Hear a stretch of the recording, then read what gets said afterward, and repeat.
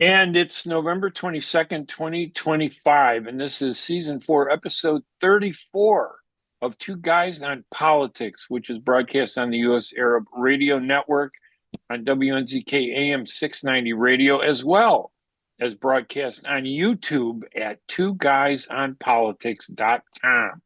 I'm Ray Hanania with my co-host, former Congressman Bill Lipinski, and we have a bunch of topics we're going to try to get through during our two segments. First, this what's happening in Ukraine. European leaders are backing Ukraine, and Trump is cutting deals with Putin. I thought they were fighting.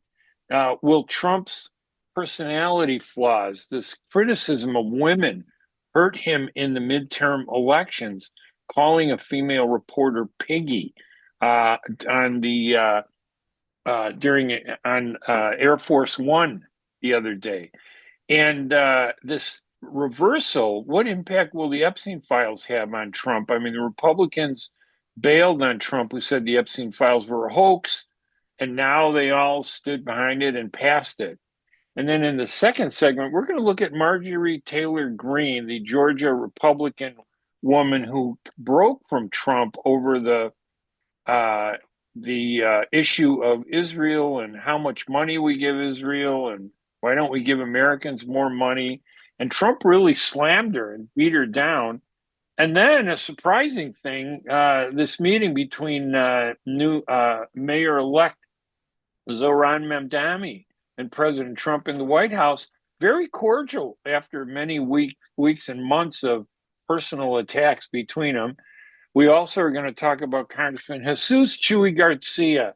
He's become a real machine candidate and has decided to play a little game where he put up his chief of staff, Patty Garcia, to run in his place at the last minute so nobody else could run for that office.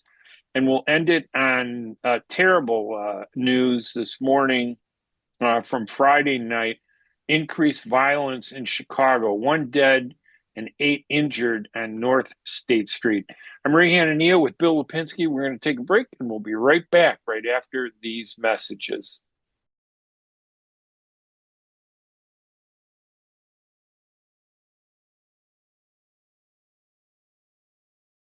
I'm Ray Hanania.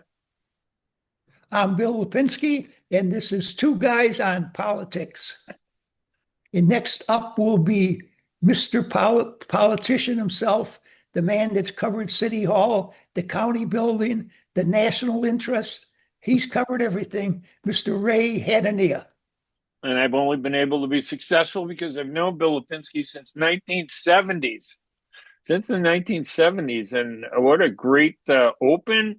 You've always been open. You've never tried to spin a story. We would ask you in the press room, Bill, what's behind what's going on, and you would openly tell all the reporters, myself included, and you came to be very respected among reporters in Chicago, and which is why I'm proud to be on Two Guys on Politics with you. So what is going Ukraine accidentally popped itself in the news this week when out of all the headlines, there was a little story that said that President Trump and the tyrant dictator of the new Soviet Union, Vladimir Putin, are cutting some kind of deal over Ukraine. And it looked like it was a shock to Zelensky and the European leaders. Well, what do we know about what's happening with that? I mean, we've had a blind eye to that over the past 6 weeks, and suddenly it's back in a disturbing way. Well, I think what's happening is that Trump wants the U.S. to get out of the situation between Russia and the Ukraine. I don't know exactly why, other than he's been criticized for all the money that we have spent there. But let me go back a little bit. I've never been happy with this situation because I've never felt that America gave the Ukrainians all the weapons they needed to really win this war, or to at least drive the Russians out of Ukraine. We have given them enough to keep them fighting the Russians, to keep them bleeding the Russians. But they ask for Tomahawk weapons. They ask for fighter planes. We have to think about it. We have to think about it. Well, we think about it, but we never really conclude anything. So I think that to a great degree, we have been unfair to the Ukrainians by not giving them all the weapons they would have needed to win. Now we have a peace offer. Well, the peace offer was negotiated between the Americans and the Russians. And now it's going to be presented to the Ukrainians. Now, the president of the Ukraine is in a weakened state because of the corruption scandal they've just had there in the Ukraine, because he's having trouble recruiting soldiers. And that's really why the Russians have made some gains on the ground, because Ukraine doesn't have as many soldiers as they need at the present time. The Europeans aren't going to send any. The Americans aren't going to send any. And I always said there was never really a sound way for America to remove itself from this situation, because I don't think we ever knew exactly why we were there and what our purpose was. Well, I think that the present deal between the Trump government and Putin is a complete sellout of the Ukraine. And there's no way that the Ukrainians can turn this down unless the Europeans are willing to step up and be whatever support they need to be to keep the Ukrainians in the war, to keep the Ukrainians in a position where they might be able to win this. Otherwise, I think it's all over. I don't care what anybody says. Once the Russians get some of this Ukrainian territory, within a couple of years, they're going to want more of it. Putin's goal is to return all of Ukraine to be under the thumb of Moscow. That's his goal. He's not going to be deterred from it. He'll fight a war for it. He'll negotiate for it. He'll sign a treaty for it, and then he'll go right back once again. I think it's a very deployable situation. It frankly reminds me of Munich back in the 1930s, when Germany sold out Czechoslovakia because we were going to have peace in our time. That's the way I feel about it now. I just want to add in closing, in the beginning, I said that this government in the Ukraine was far from being the ideal democratic government. Now, that was all brushed aside when we jumped into this conflict, all right?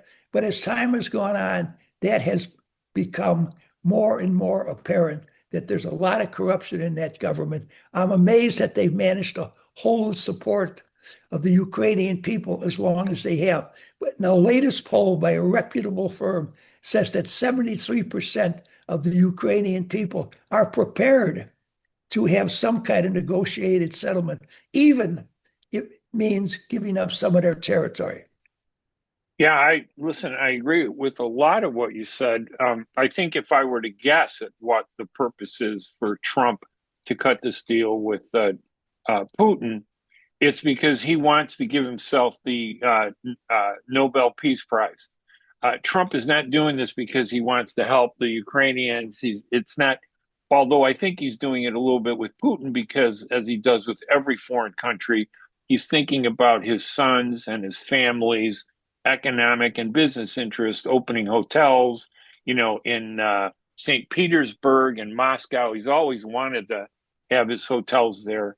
And I think he wants to smooth that road over down the road for them. And this would do it. And as far as the Russians, it was always their strategy to try and make this war go on as long as possible, because this new Soviet Union, Russia, is 30 times larger than Ukraine, has 30 times more resources, assets. They could outlast Ukraine. I blame President Joe Biden, with the way we got into this war weekly, in the hopes that we didn't want it. I think Biden was afraid that the Ukraine war would undermine his reelection, not realizing that his reelection was undermined from day one anyway. He never was going to win. And I think that we should have taken a much stronger position in the beginning. A short war, Ukraine would have won, the West would have won, and this Soviet rise, of the Soviet policies under Putin would have lost. And I think we've now hit that tipping point where time is now on the side of Putin. And he sends these drones in, and all the technology is devastating. How they can just kill people without soldiers. They just send these drones in, and he gets them from Iran, and he gets them from these, North Korea. We are seeing the empowerment of the axis of evil returning, to the world, and I think it's a long-term danger for the United States.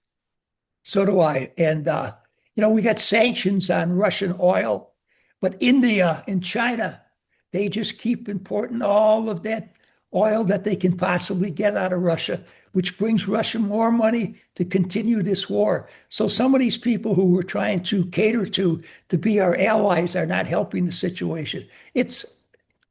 I, I don't really know how America comes out of this looking good. I think we're going to be viewed by most people in the world as saying that in the end, we sold the Ukrainians out. Now, I think that's probably true, unfortunately.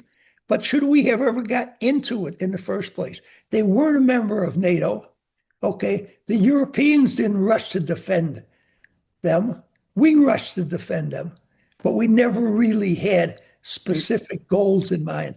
I think it's a very disappointing situation, but I think it's going to end tragically because I don't see where the Ukrainians have any place to go. Their only salvation would be if the Europeans would pick up all the money we put into it, all the weapons we put into it, but they're not going to do that. Well, They haven't had much of a backbone since the First World War, most of those Europeans. yeah, I mean, listen, the way I look at it is the way America looked at World War II. America is the leader of the free world. Now, either we lead or we just embrace the title and pretend and not do anything. We're the leader. It's like the father of a family. You don't sit there and let people beat up your son and say, well, it's not my problem. If we're the leader of the free world, we lead, and we haven't been doing that. And I think that denigrates America that this Ukraine war is going the way it is. I don't think it matters about the whether Ukraine is a democracy or not. I think what matters is that Putin wants to reestablish the Soviet Union, and he Correct. wants to reestablish this real socialism, not this, socialism where you help the middle class in America, like with Mamdani, which we'll talk about later. Yeah, we But can talk about that later. he has a vicious socialism of oppression against the West, to destroy us. I really believe that's his goal. And if we allow him to take Ukraine, that means the door is open for him to take any other country in Europe that the Soviet Union used to control until the end of the Cold War, when Gorbachev signed, the tearing down the wall, and they gave independence to all these European countries. All those countries that were under the Soviet control may find themselves back under Soviet control. And if this goes through, and I think it's a huge mistake, and we're being narrow in terms of looking at, yeah, what country is great? European country. They don't have scandal. Of course, Ukraine has scandal. Of course they have problems. But if we use that as an excuse not to stand up for Ukraine, I think it's a big mistake for us. Big problem. No, I do too. What do you Yeah. think is going to happen? Well, I mean, listen, we should be the leader instead of No, no, I'm asking sucking you. up. Yeah, I mean, sucking What do up you to think? Putin. What do you think is going to be the result of this? I think that he's going to look at another country and go after them. Okay, And it's like we're gonna. It's like we're teaching a dog that if you want a bone, do this, and the bone in this case is Ukraine. And I think that, but we're going to be handing Ukraine to Russia, and eventually he'll use the political scenario to eventually take over all of Ukraine and back people absolutely. to get elected who will then embrace Russia.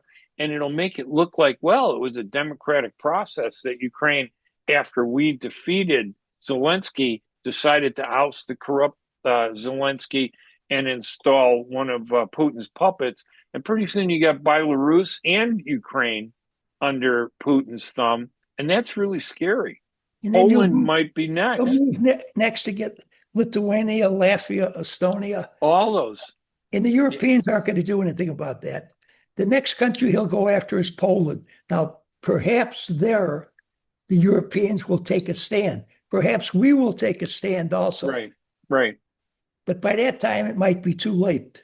Right. There are a huge Polish American constituency in the United States that would never allow the U.S. to step back the way we did with Ukraine.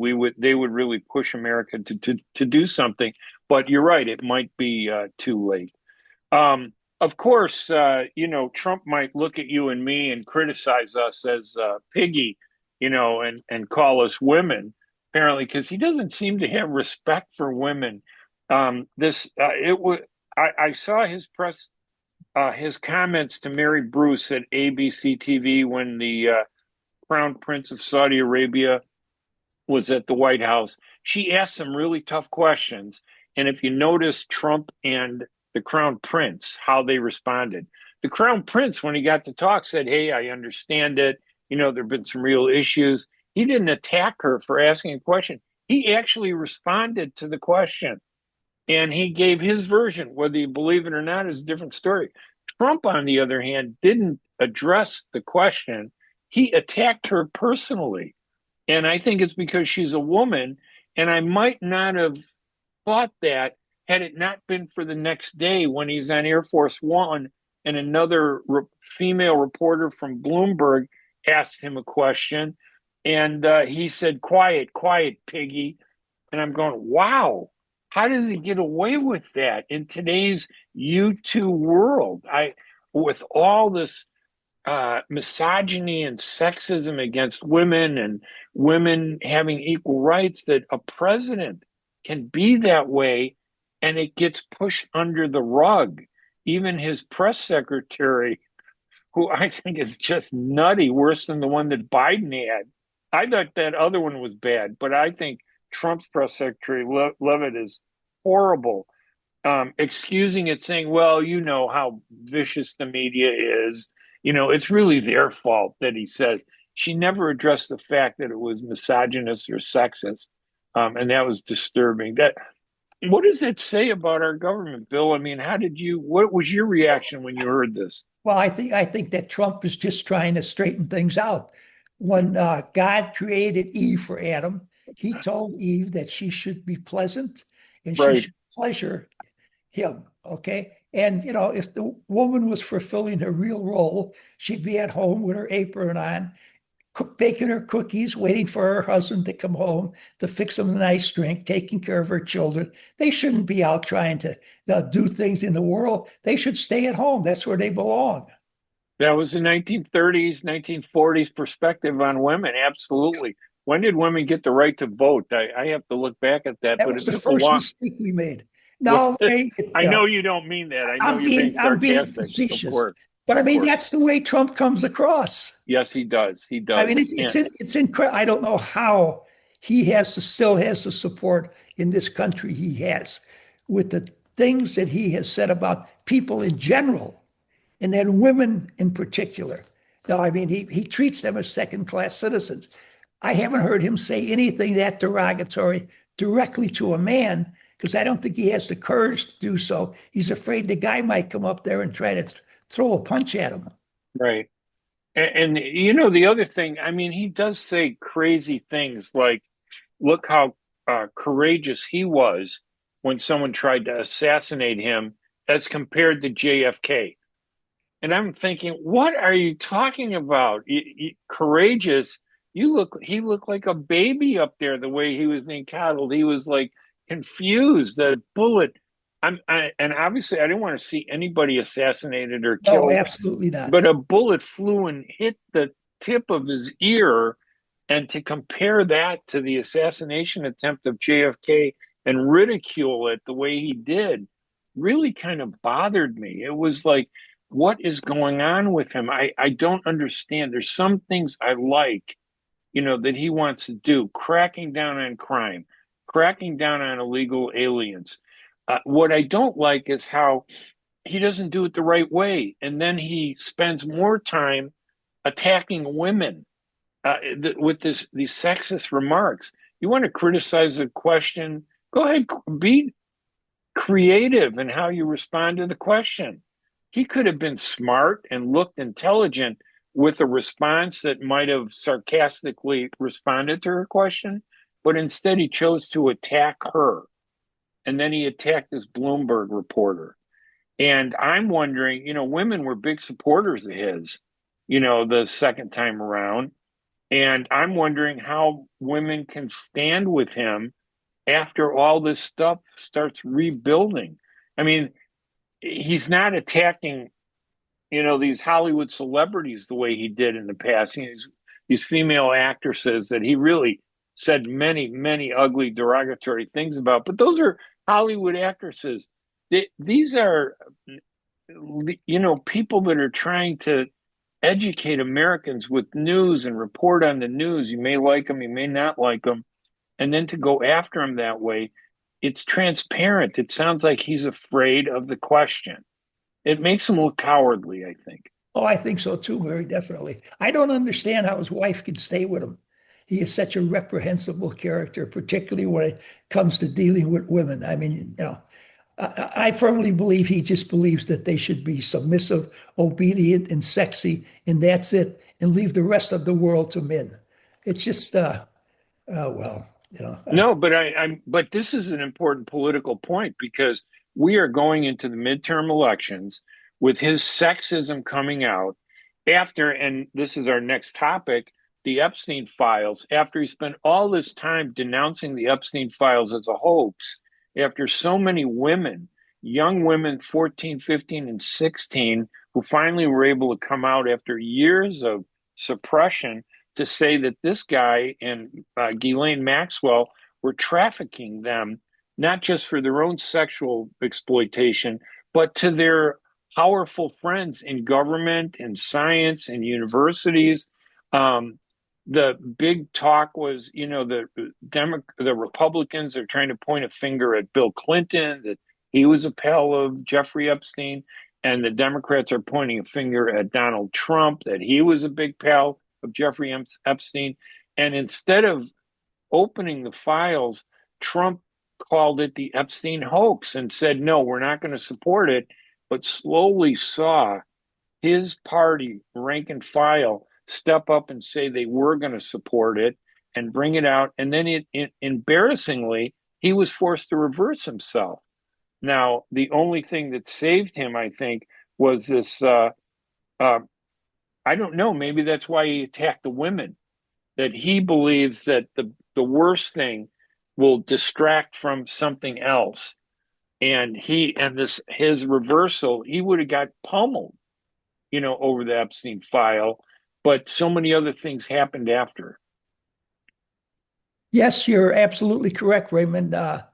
He he likes, well, when he gets into trouble, he tries to use a diversion tactic. Yes, Uh, yes, and most of the time it works for him, unfortunately.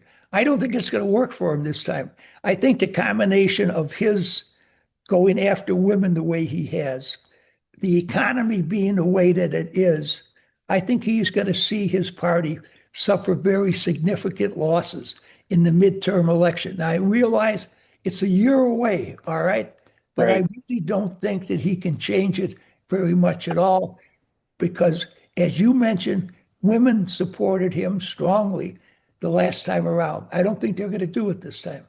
The women that I talk to are sick and tired of him. I support a lot of ideas of his, but as I've said a couple of months ago, I don't want to say that anymore because I don't want to be associated with him Right. in any way, shape, or form. Right. I was arguing with somebody the other day. Why would you support Trump? I said, listen, I don't support Trump. There's some ideas he had. And then they pointed out at the cost of what he's doing. And I had to think about that and say, yeah, when it really comes down to it, yes, I support a plan to address our illegal immigration problem in this country but a smart plan, an effective plan. I don't want to hurt people either. I want to do it in a smart way. But Trump's not doing that. He's No. just doing helter skelter, and he just, it's like he's not thinking. I think he's busy thinking about building hotels. He's playing a monopoly game with the world and with the Russians, with the Middle East. He's thinking about his money. He's thinking about the economy. He's thinking about himself. He's not thinking about the American people. So it really kind of bothers me. But I am waiting to see these Epstein files when they are finally released. They're waiting for him to sign it. And it's going to be interesting. One of the things I read the book by Roberts Giuffre, Virginia Roberts Giuffre, called Nobody's Girl. I read that book, and it was just painful. Everything that Epstein and Ghislaine Maxwell did to her and all the other women, and how they, forced her to recruit girls. She was a young kid being, influenced by these two mature adults with power, how they did that. And then they use these women with some of the most powerful people in the world so Epstein can benefit. She didn't name all the people, including a prime minister, I think was a former prime minister from Israel, who would come there and brutalized her. She never named that prime minister. And I think that's what this whole thing has been about. How does Trump and other politicians protect those politicians who took advantage of Epstein's sexual predator lifestyle to benefit themselves? And I think that's what everybody fears. Well, listen, he was against it. He was against it. He was against it until the Republicans joined the parade. And when they joined the parade, he decided he better get out in front of it and join it also. I don't think he's going to be implicated in a significant way. I think if he would have been, the Biden people would have, announced it, would have revealed it in the files. But I do believe a lot of his friends, a lot of Democrats also are going to be involved. I think it's going to wind up, bringing a number of people down. Summers has already decided he's getting out of public life completely. Right. And nothing has come out about him, but he apparently knows that some things are going to come out about him that he's not going to be welcomed by too many people. Well, it already caught the British responded to this faster than we did with, stripping Prince Andrew of all his titles. I mean, Oh, yes, absolutely. that was long overdue, and he just continued to lie about it. But I think the big problem with this is that Epstein operated in the same way in a nonpartisan fashion. Oh, yes, he He did. did this with Democrats and with Republicans. And I think both parties, even though they would have been a great weapon to use against the other party, didn't want to bring it up because members of their own party would have been hurt.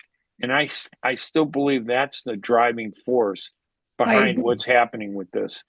It would be great to see who were the names. I'd love to see these women actually start naming these people, so we could see who they were and then start making judgments that way. But I think Trump, the Republicans, and the Democrats are going to do everything possible to prevent all these names from coming out. All right, Bill, let's take a quick break. And when we come back, let's talk about we have Marjorie Taylor Greene, Mamdani, and Trump meeting. Congressman, Machine Congressman Jesus Chewy Garcia, and then also the surge of violence in Chicago after they said, hey, there's no violence in Chicago. Even I don't know why they need $1.5 billion in tax money coming from the suburbs and downstate to fuel the city, but I guess that's what's going to happen. We're going to take a quick break and we'll be right back right after these messages.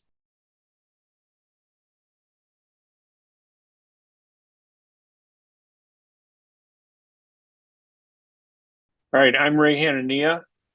I'm Bill Lipinski, and this is Two Guys on Politics. And segment two here, and the topic first up, Marjorie Taylor Greene. She's a Republican MAGA supporter from Georgia. She was one of Trump's toughest and strongest allies, got into a fight with Trump over Israel, arguing her argument, Greene's argument is, why are we giving, not just Israel, but why are we giving away money to all these foreign countries, Israel being one of the most, when Americans need this money more? And she said, isn't that the definition of the term or the slogan, MAGA slogan, Make America Great Again, which is America first? How is it America first when we actually spend more time with foreign countries giving money away? Now, she made a great argument. It resonated a little bit, I think. You know, the Democrats stood back because she was pretty tough in defending Trump. But suddenly Trump turned on her and attacked her and berated her. And she announced this week that she's decided that she's not going to run for reelection. She knows that AIPAC is coming after her. What did you make of Marjorie Taylor Greene? Well, you were a big supporter of hers because she was outspoken and she talked about the Palestinians and the Jewish people in Palestine and Israel. And I thought you were pretty even-handed, but you do have a warm spot in your heart for the plight of the Palestinians, which I understand. And she was helping them out, I think. I don't really know her. I mean, I can't really say. I'm surprised that she has stepped out of politics. She's at the peak of her popularity right now. Now I know that AIPAC is going to come after her, and I'm sure that the MAGA people, the real solid MAGA people, may come after her. Of course, they may not have much of a choice. They may have to stick with her. But I think she could be reelected. And if she could be reelected, I think that would open up, a considerable voting block to her in future races, for governor or for the U.S. Senate. So I'm surprised that she's gotten out, unless,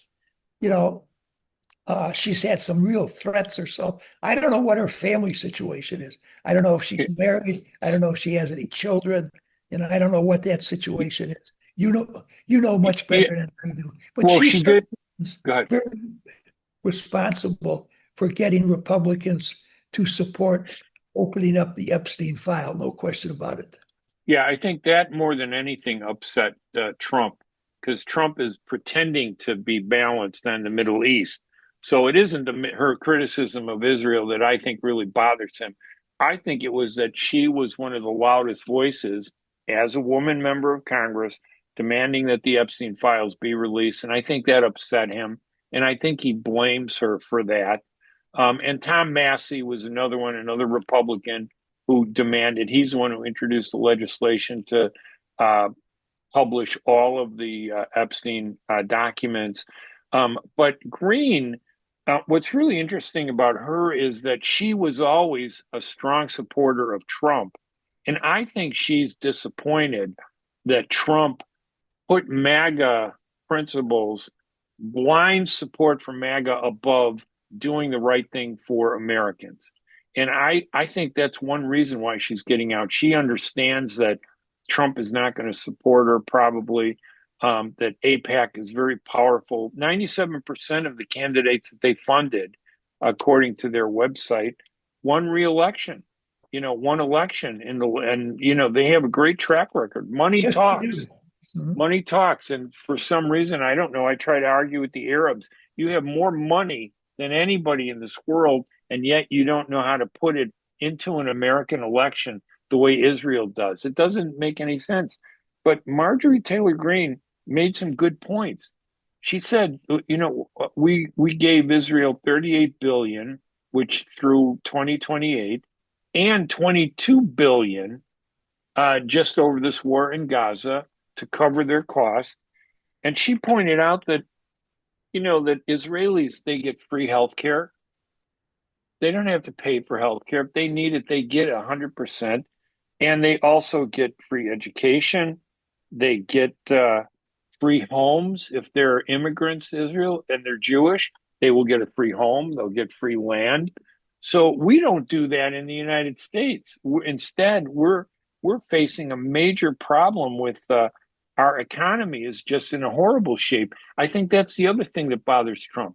He keeps saying the economy is great, and it's not. And I think all these things with Taylor Greene raise those issues in a way that hurts him. And Well, I think the economy is great for many of his friends. I think they're doing extremely well because of his policies. Now, as far as the American middle class and the working people of America, those costs in the grocery store and at the fuel pump are really staggering. Every time I go to the store, I just marvel at how expensive everything is. yeah, I had high hopes for Greene, mainly not even just because of Israel, but criticism of Israel's government. I'm a big supporter of Israel and the two-state solution and security for Israel and the Palestinians. I don't support Hamas, and I certainly don't support Netanyahu. But I had high hopes for Greene because I thought that it might change the focus, of the American people on the economy and bring the focus back to the economy, which I think is getting beaten up by all the many different issues that are popping up. It's hard to focus on that. I don't think the media is doing a good job reporting on the economy. It looks so partisan and political. We're still in a polarized world. I thought she was the first step in creating a centrist middle ground of politicians that might help bring America together. And it's disappointing to see her leave. I'm worried about Thomas Massie. I'm wouldn't be surprised if he announced that he wasn't going to run for reelection either. And some of the other Republicans who have been critical of Trump, they might run. But I don't think that will save Trump in the upcoming election. I don't either. Definitely not. Now, you made a good point earlier before the show when we were talking about this meeting between President Trump and the newly elected mayor of New York City, Zohran Mamdani, the Democratic Socialist. And after months and months of personal attacks between the two of them, they had a good meeting. What was you felt that maybe he decided that he needed to kind of, I don't know, put out a fire or what? Why do you think Trump Well, decided to be so generous to Mamdani? I think that he, he's fighting with a lot of people at the present time. Yeah, And he's called this guy a communist. This guy has called him a fascist. So it was the communist and the fascist met, and they both realized that the other guy is a lot more reasonable and rational than they right, thought he was. right. Consequently, they both agreed now they're going to work together to try to make New York the greatest city in the history of the world. It's very simple politics. It's advantageous to both of them to get along with their constituents and people that they might be trying to win over. I don't It, believe they accomplished anything really worthwhile in this meeting other than to present themselves as being these rational guys who aren't going to say anything outlandish. They stroked one another considerably. I mean, your candidate for mayor and the next mayor of New York congratulated him on getting 750,000 votes in the city of New York for a Republican president. How wonderful that was, how significant it was. Trump said it was fantastic that a Democratic socialist could get over 1 million votes in the city of New York. It's just, isn't it's two that Trump's person? politicians. I don't care what anybody says. It's two politicians having a situation that they could manage that would be mutual advantageous to both of them. Yeah, I mean, isn't that the key to Trump's support? If you criticize him, he goes ballistic in a personal way against you. You ask a question he doesn't like. But if you say something nice to him, if you give him the personality respect that he wants, not about the politics or his policies, but if you suck up to him and you become one of his sycophants or appear to be a sycophant, he turns and he's nice. Oh, I, I've absolutely. al- I've always told Arabs that say, "How do we deal with a guy like Trump?" I said, "Look, don't attack him. Go in there like you're his friend, and he will give you everything you want. Go in there as an enemy, and he will go berserk. There's no rhyme or reason to his policies. It's all about his personality that is a driving force in every decision that he makes. Well, why aren't more Arabs inclined to be as diplomatic with him as Saudi Arabia is? I mean, Well, Saudi Arabia obviously gets along very, very well with the Trump and the Trump administration. I mean, there was a fantastic party that they had for the prince when he came to Washington. So they must know how to press his buttons. Why can't the rest of the Arab nations, realize the same thing? well, the problem with the Arab world in the Middle East is Arabs are very emotional. They were raised in countries throughout the Middle East where they were not allowed to express opinions. The only place you could express an opinion was in your mosque, which made Islam the religion of the majority of Arabs in the Middle East, the carrier of politics. And that's why we've seen Islam become such a political movement, around the world, in the Middle East, and in the West. They couldn't express an opinion outside of the mosque. So they get angry. And when you're frustrated, if you can't let off some steam, it turns into a kind of extremism.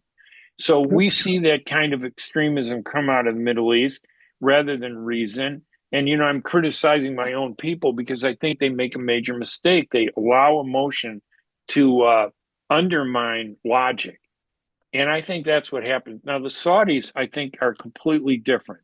Yes, every country, you can criticize every country. You can criticize every leader. I'm sure you could say bad things about everybody. But the Saudis have been steadily moving. And I write for one of their newspapers, the Arab News, in all fairness. I'm not trying to hide that. I write for them because I like what they're doing there. They're trying to change their country and modernize it in a smart, slow way. You just don't overnight do things. In America, we didn't overnight do things. It took forever for women to get the right to vote, for Black, African Americans to get civil rights. So things take time to do it. And I think the Saudis are doing it the right way. And they're being criticized by a lot of people in the Middle East just for that very reason. Most Arabs I know, when I go to an Arab convention, want emotion, yelling, and screaming. They want that to get it out of their system. And instead of doing like the Israelis, who put together a powerful political public affairs committee and raises money and targets that money in elections, the Arabs scream and yell in elections. And that's the difference. As long as Arabs do that, they're always going to lose to the Israelis, and they're not going to do well. Mamdani is, I think, an example of what needs to be done. Yeah, politics, you and I have been in politics forever, for a long time, but we understand there's name calling in politics. But when it comes down to it after an election, we sit down and we talk and we try to work together for the benefit of the people, right? I mean, that's Absolutely. what I've seen you do. Good politicians in Chicago do that. And I think Mamdani was doing that. Then he realizes, why go to a war with Trump? 70%, the Reagan principle. If you get a 70 percent agreement from somebody, that is good enough. There's no 100%. Religion demands 100%. That's why Islamists and political Islam is uncompromising, because they demand 100% and they don't get anything that they claim they want. So I think that that's why we saw what happened with Mamdani and Trump take place the way it did. I think Mamdani, being Muslim, being representing this what he calls democratic socialism. I think he's taking a smart road that is going to upset some people because they want hate of Trump, and if he doesn't hate Trump, he's going to lose that support. Well, I think that I agree with almost everything you had to say because I think I've already said almost all of that stuff. But Yes, I'm happy to hear you say what you've said about the situation. This world would be so much better off if the Arabs, the Muslims, could get to realize this is the 21st century. You have to live with other people. Other right. people have views that you might differ with, but you can work around that. You can still work for the general good of all people. You're not really compromising your principles. Uh, it's unfortunate that the situation is the way it is, but I don't really have an answer. I mean, you keep giving them the answer, but they choose not to listen to you. Yeah, there is a war in the Arab world and the Muslim world between common sense and emotion. And emotion still kind of trumps everything. And we see the emotion from Trump too. I mean, emotion Oh, is there's no driving his question about it. policy, and it doesn't work. Common sense is the way politics should be. Now, common sense really took a tumble in the congressional announcement from Congressman Jesus Chewy Garcia. He started his, circulating his petitions to run for reelection. He wasn't in long. I think he was in maybe 10 years or so. I can't remember when he started, but he's been reelected several times. He's been in public office a long time. He first was Yes, elected alderman of the 22nd Ward, and I yes, that was 79. yes. And I remember him. He was back then. He and I got along great. He was a great person. He stood up for me when I got in the fight with the Sun Times and Mayor Daley back in Well, 90, that's when he was a 91. reporter. Yeah, and he was back when he was a reformer. He was Right. standing up that now Garcia circulated his petitions. The filing deadline ended on Monday of this past week. And instead of filing his petitions, his chief of staff filed her own petitions. Patty Garcia, same last name, she's going to run for Congress. And a lot of people who wanted to run for Congress didn't file because they thought, okay, all due respect to Chewy Garcia, if he runs, we don't want to challenge him. They were being party loyalists to support him, other Democrats. This is a Democratic congressional district, no Republican. I mean, if they want to run, they're going to run. But no, there are a lot of Democrats who might have run if they knew that he wasn't going to run. So he waited till the last minute to announce it. So nobody except his chief of staff can file. And isn't that page and chapter one of the Chicago Machine book of rules that, don't tell the public what you're going to do until it's too late for them to do anything. And And that's exactly what Garcia did.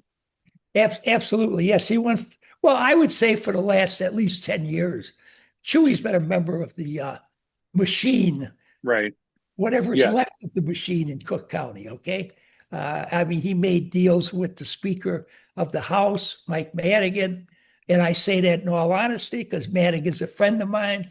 We're still very friendly to this day. But him and Mike made deals. He made deals with people who were mayor of the city of Chicago. He made some deals with Rich Daley at the end of Rich Daley's term in office. So I'm not surprised that he became what we will now call a regular Democrat, okay, or an organization Democrat. Right. But the thing that I have against Chewy Garcia is that when he became alderman of the 22nd Ward, and I'm going to make this as brief as possible, he defeated a lifelong friend of mine, Frank Stenberg, guy I Right. I went remember. to high school, college with. We worked together in the Park District, okay? I went over to see Chewy, and I says, Chewy, your entire ward is in my congressional district. I want you to understand any way I can help you, your people, your ward. I want to do so. I'm your congressman. And I went on and on and on. Okay. And he said, okay, thank you. I never heard from him. Never heard from him once. Okay. So 2 years later, I got reelected. I thought I'm going to go over and see Chewy again. I went over and saw Chewy. He was nice and pleasant. But once again, I said, if you need help with your ward, in any way, shape, or form, or the people in your organization. Oh, well, I don't have an organization. My people, they come from different walks of life. I says, fine, okay. My point is, I want to help you. I'm your congressman. you're a constituent.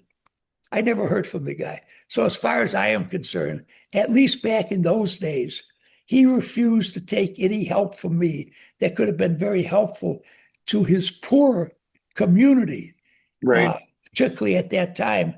But I was a regular, and he was a reformer, so he couldn't be seen, taking, anything from me whatsoever. And it wasn't necessary for him to do it publicly.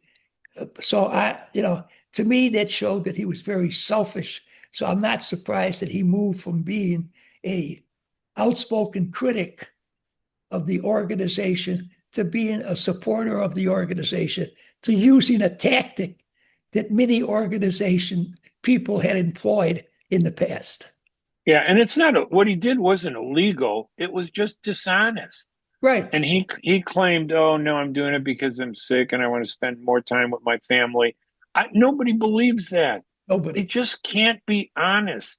And to me, hypocrisy is worse than any other political thing that a politician can do. If Absolutely. you're upfront and say, "Ray, I don't like it because you're Arab," at least you're being, not you, but I mean, a politician is being honest with me, saying, "I don't support the Palestinians, I support Israel." I would rather have that than somebody who says, "Ray, I support the Palestinians, but behind my back, they're doing everything they can to undermine the Palestinians."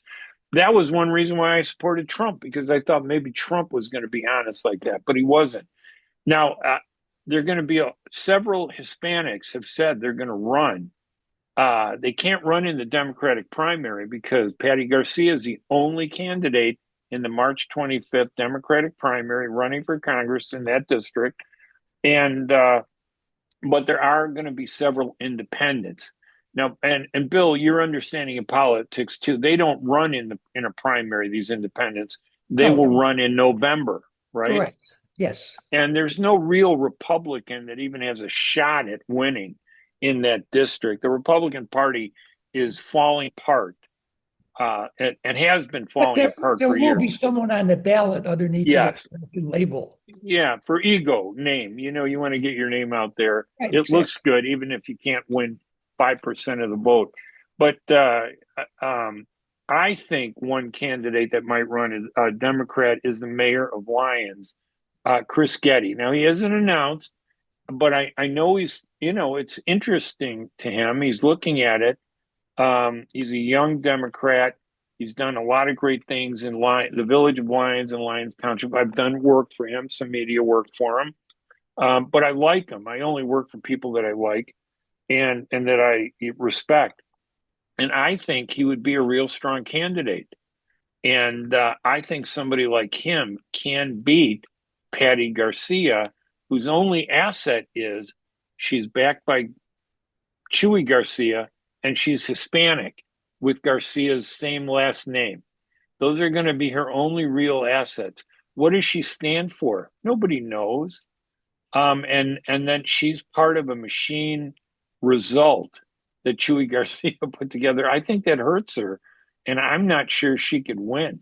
I think a guy like Mayor Chris Getty could win if he gets in and does the right thing. Well, first of all, I want to say I think she will be very difficult to beat because the machine that Chewy never acknowledged that he had, will be working in her behalf. Okay. The people will now decide they're going to support a new Garcia. Uh, as far as Chris Getty goes, in all candor, I know him. I've known him for quite a long period of time. I think very highly of him. Between you and me and the two or three people that listen to this podcast, I've offered to do whatever I can for him if he's running for Congress. In fact, if he runs for any office, I'm happy to support him because I think he's the type of individual that we need in politics today. So it will be an uphill battle for him if he chooses to run, but I hope he does choose to run because I think it's a possibility that he could win. And even if he doesn't win, I think it will help him establish his name amongst a lot of other people, which will be beneficial to him for the future. Yeah, I totally agree with that. And I think I think a good independent candidate in November running against somebody that came out of this type of gimmick to be the congressperson, I think has a shot. Now, we only got a minute or two left to talk about Maria Pappas announced that she was going to run for mayor of Chicago. That's not until 2027, I think, right? The mayoral election. Well, it's about 3 years away, isn't Yeah, it? 2028, 28th, I right. think, right? That'll be that election in March again, or February, I think February 2028. And she has announced that she's going to run. There are going to be a lot of people running because Chicago is a mess. And the biggest mess is violence. Nobody can get a handle on the violence. This Kim Foxx violence that she laid the ground for work for when she was state's attorney continues to explode, like we saw this past week with on North State Street. One person was shot and killed, and 8 were injured in gunfire involving young teens that were going crazy, at downtown, and it's scaring people. That hurts the economy, and obviously it results in people being killed. But it just maybe those are topics we can talk about next time. I'd Any like to quick talk about thoughts? that because I think that the present mayor of the city of Chicago is an individual who had no experience really in government. Uh, Right. and I think he's gone about it in, a terrible way, and he's destroying a city that this country needs to be a city that is, generating income not only for its residents, but for the state of Illinois to make the state of Illinois a better place. Yeah, I'd like to talk about it very much. I was never a supporter of his. I don't live in the city anymore, so maybe I shouldn't have a right to talk the way I do, but I just think he has been a total disgrace to the city of Chicago. Yeah, I think he's done a terrible job. He has good intentions, but he just doesn't have the skills or the ideas to make things better. All right, Bill, let's wrap this up. I'm Ray Hanania. I'm Bill Lipinski. This is Two Guys on Politics, and we'll see you next week. Bye bye, everybody. Thank you for listening. We appreciate it. Remember, it's two guys on politics.com to listen to all our programs.